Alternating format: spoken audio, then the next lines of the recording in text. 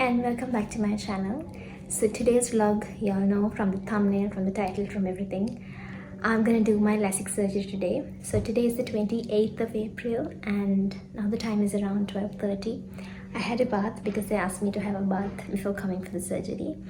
I think they'll take me in at around 5ish in the evening. So I'm planning to leave home at around 1.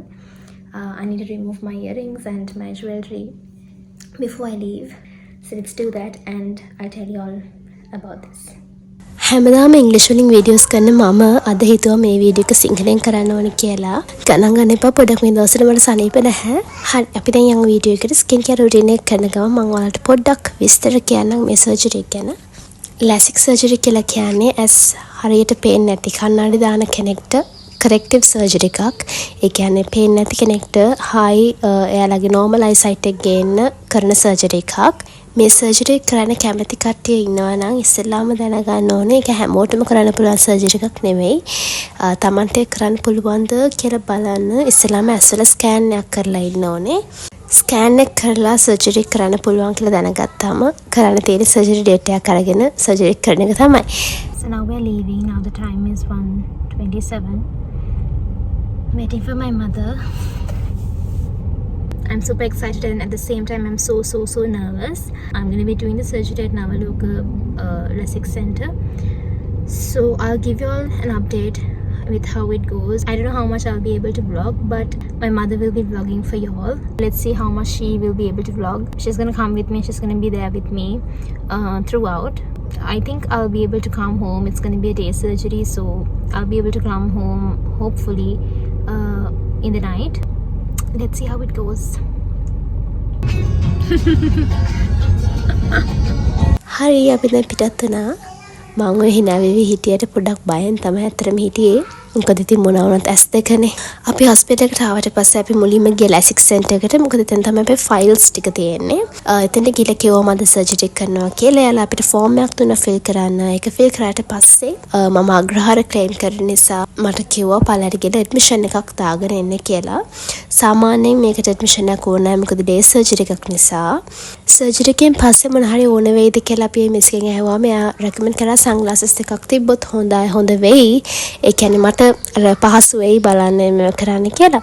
ඉතින් ඒක නිසා අපි admission එක දාගන්න පල්ලයට යන කලින් ඒ ෆ්ලෝ එකේම තිබ්බ සන්ග්ලාසස් ෂොප් එකකට ගිහිල්ලා සන්ග්ලාසස් දෙකකුත් ගත්තා. වෙලාව තියෙන තැන් වලින් මම ඔයාලට සර්ජරි එක ගැන විස්තර කියන්නම්.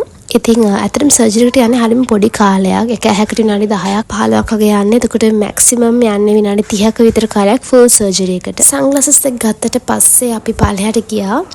ගියාම OPD ડોක්ටර් අපිව බලලා තමයි ඇඩ්මිෂන් එක දාන්න යන්න ඕනේ. ඉතින් දැන් මේ OPD ડોක්ටර් මාව බලනවා. මගේ vital parameters බලලා කියන්නේ blood pressure, pulse එක, saturation ටික බලලා මාව ඇඩ්මිට් කරන තැනට යවනවා.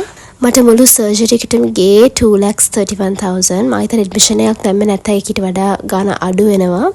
සහ කරන ප්‍රොසීජර් එක අනුව ඒ කියන්නේ මගේ සර්ජරි එකට තමයි ඔය ගාණ ගියේ. මාත් එක්ක එදා කරපු අනිත් අයගේ ගණනුත් මට වඩා වෙනස්. එනවාට 2 lakhs to 3 lakhs range එක ඇතුලේ තමයි හැමෝගෙම වගේ ගණන් තිබ්බේ. ඇඩ්මිෂන් එක දැම්මට පස්සේ අපිව මෙන්න මේ කාමරයට ගෙනාවා. මේක තමයි ඩේ සර්ජරි යුනිට් එක. මෙතන අපිට විනාඩි 10ක් 15ක් වගේ අපි ඉන්නේ නැති අපිව ආපහු LASIK සෙන්ටර් එකේ මිස් කෙනෙක් ඇවිල්ලා අරගෙන ගියා සර්ජරි එක කරන්න. ගොඩක් අය තියෙන ප්‍රශ්නයක් තමයි සිහි නැති කරලාද සර්ජරි කරන්නේ නැහැ. ලෝකල් ඇනස්තේසියා වලින් තමයි සර්ජරි කරන්නේ කියන ඇහැට ඩ්‍රොප්ස් දාලා. හරිම කෙටියෙන් කිව්වොත් ඔයාට සිහිය තියෙනවා. ඔයාට හැමදේම පේනවා. ඒ වුණාට ඔයාට කිසිම දෙයක් තේරෙන්නේවත් දැනෙන්නේවත් නැහැ. හරි අපි දැන් යන්නේ ඔපරේෂන් තියටර් එකට. මේ ඉන්නේ මම සර්ජරි කරලා අපි වැඩියට දැම්මට පස්සේ අපි මේ ලිෆ්ට් එකේ ඉඳන් පල්ලෙහාට යනවා අපි හිටපු ඩේ සර්ජරි යුනිට් එකට. පොඩක් ගණන් ගන්න එපා අපේ අම්මට වැරදිලා පෝර්ට්‍රේට් මෝඩ් තමයි මේ වීඩියෝ කරන් තිබ්බේ. සර්ජරි කරාට පස්සේ අපිව තියාගන්නවා. අනිත් ඔක්කොම සර්ජරිස් කරලා ඉවරනාට පස්සේ ડોක්ටර් ඇවිල්ලා තියටර් එකේදීම අපිව ආපහු බලලා තමයි අපි ඔක්කොලාම එළියට දාන්නේ. මොකද ඩේ සර්ජරි එකක් නිසා අපි ගෙදර යනවා ඊට පස්සේ. සර්ජරි කරාට පස්සේ අයි ෂීල්ඩ්ස් දෙකක් දානවා ඇස් දෙකට. ඒක ඇත්තටම දාන්නේ වැරදිලා තතක් වැදුනොත් හරිය නැත්නම් රොඩු බොඩු යනවට ඒකෙන් ප්‍රිවෙන්ට් කරන්න තමයි ඒක දාන්නේ. අඩුයිද?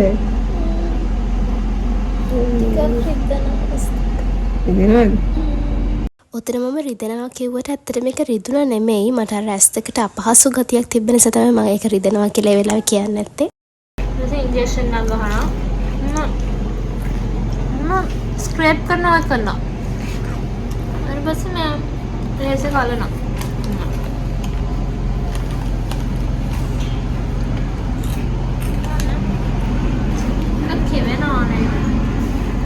ඒ කියවෙන එක තියෙනකො දිගටම. අර මොකද ලෙන්ස් එකක් දානවා. ලෙන්ස් එකත් කන්ටැක්ට් ලෙන්ස් එකක් දානවා. ඒක කොහොම හරි මේ සතිය තියාගන්න ඕනේ නැත්නම් සමහරට හැලෙන්න පුළුවන් කිව්වා. හොඳට හැවහන් හිටියේ නැත්නම් ඩ්‍රයිව් වුණොත් හැලෙනවා. බෙහෙත් කොහොමද දාන්නේ? මේත් දාන්නට කියලා දුන්නා.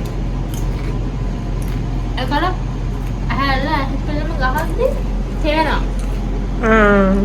තේරෙනවා මොකක් හරි එකක් තියනවා නේද? ඒක SPM ඉන්න ඕනේ. දැන් ඔක නිදියනකොට දාන්න කිව්වා. කොයි වෙලේ නිදිය ගත්තත් දාන් ඉන්නවා ෂීල්ඩ් එක. මේක හැමදේම දාන්න නේද? නැත්තම් රවල්ට ඕන නම් ගලවලා ඉන්න පුළුවන්. හැබැයි නිදියන ඕන නම් අනිවාර්යෙන් දාන්න කිව්වා. දැන් වෙලාව 10 මාරයි. මාව ඩිස්චාර්ජ් කරලා අපි දැන් ගෙදර යන්න තමයි හදන්නේ. ඔයාලට පේනවා ඇති මම උතන තනියෙන් තමයි විදන් යන්නේ. ඇත්තටම කාර් එකට සර්ජරි කරලා සතියක් වගේ තමයි ඇත්තටම කාවාරි ඕන වෙන්නේ අපිට. මොකද බේත් දාගන්න ඒටි කරන්න ඇත්තටම අමාරුයි තනියෙන් පළවෙනි සතිය ඇතුළත. 2 weeks යනකොට 90% වගේ සෙටල් වෙනවා. 2 weeks තමයි ඇත්තට මෙඩිකල් ලීව් උත් දෙන්නේ. after 2 weeks ඔයා වැඩ කරනවා නම් හරි ඉස්කෝලේ යනවා නම් හරි මොකක් හරි වගේ කරන වැඩ normal day to day activities වලට යන්න පුළුවන් 2 weeks වලින් පස්සේ. මම සර්ජරි කරේ අප්‍රේල් 28. අප්‍රේල් 29 උදේම චීස් කේක් කෑල්ලකට අරගෙන මාව බලන්න ආවා මගේ බොයිෆ්‍රෙන්ඩ්. ඔයාලට පේනවා ඉතින් මට හරියට ඇස් දෙක අරින්න බෑ. චුට්ටයි ඇස් දෙක අරින්න පුළුවන් ඒ නිසා මම එයා දිහා බලන්නේ හරිම අමුතු විදිහට. අර ඇරලා තියෙන හිඩසෙන් තමයි මට බලන්න පුළුවන්. මේ අප්‍රේල් 30 second day post surgery. ඔයාලට පේනවා ඇති මම sunglasses දාගෙන ඉන්නවා. ඇත්තටම lights තියෙන නිසා මට පොඩක් ඇස් දෙකට අමාරු නිසා තමයි sunglasses දැම්මේ. රැට කන්නාම මට noodles හදලා දුන්නා. මොකද මම හරි මාසයි noodles කන්න. අප්‍රේල් 30 නෙමෙයි මැයි 1 මගේ best friend ආවා බලන්න එදා අනිවාර්ය දවසක් නිසා. අපිට දුන්න ඇඩ්වයිසස් අනුව සර්ජරි කරලා දවස් 3ක් ගියාට පස්සේ අපිට නාන්න පුළුවන්. ඉතින් මේ මැයි 2 4th day post surgery මම නෑවා. මොකද දවස් 3කින් දැන් නාලා නෑනේ. ඉතින් හොඳට නාගත්තා. මැයි 2 වෙනිදාම මාව බලන්න මගේ ඔෆිස් එකේ යාළුවෝ ටික ආවා. thank you මාව බලන්න ආවට. ඇත්තට මේ සර්ජරි කරාට පස්සේ තමයි තේරෙන්නේ අපේ ඇස් දෙක අපිට කොච්චර වටිනවද කියලා. සර්ජරි කරාට පස්සේ සතියක් විතරම no phones, no screens, no laptops, nothing. ඒ දේවල් යූස් නොකර ඉන්න එක කොච්චර ලොකු චැලෙන්ජ් එකක්ද කියලා තේරෙන්නේ මේ සර්ජරි කරාට පස්සේ. ඉතින් ඒ සතිය මං ගෙවේ මාරම අමාරුවෙන් මට හැමදෙස්සෙම හිතෙච්ච දේ තමයි මට කවුරු හරි හිටියා නම් කතා කර කර ඉන්න හරි කියව ඉන්න හරි කවුරු හරි ළඟ හිටියා නම් කියන එක තමයි තිබුණේ. ඉතින් මාව බලන්න ආපු හැමෝටම මේ වෙලාවේ මම thank you කියලා කියනවා. ඔයාලා ආපු එකෙන් මගේ තිබ්බ පාඩුව කම්මැලිකම මොහොතකට හරි යන්නේ නැති. So thank you very much. හරි. Anyway, let's move on. මේ ඇවිල්ලා post surgery day 5. නැත්නම් මැයි 3 වෙනිදා.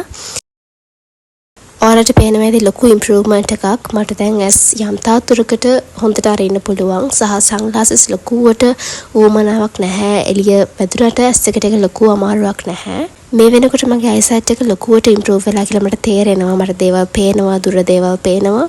ඒ වුණාට පොඩි බ්ලර් ගතියක්, පොඩි දැලක් දාපු ගතියක් තියෙනවා. සර්ජරි කරලා සතියකින් අනිවාර්යයෙන්ම අපි ඩොක්ටර්ට ආයි පෙන්නන්න ඕනේ. ඉතින් මැයි 5 වෙනිදා උදේ මම යනවා ඩොක්ටර්ව හම්බ වෙන්න. ඉතින් මම මේකත් එක්ක වීඩියෝ එක ඉවර කරනවා. I hope you enjoyed it. අපි ආයි හම්බ වෙනකන් පරිස්සමෙන් ඉන්න. Bye.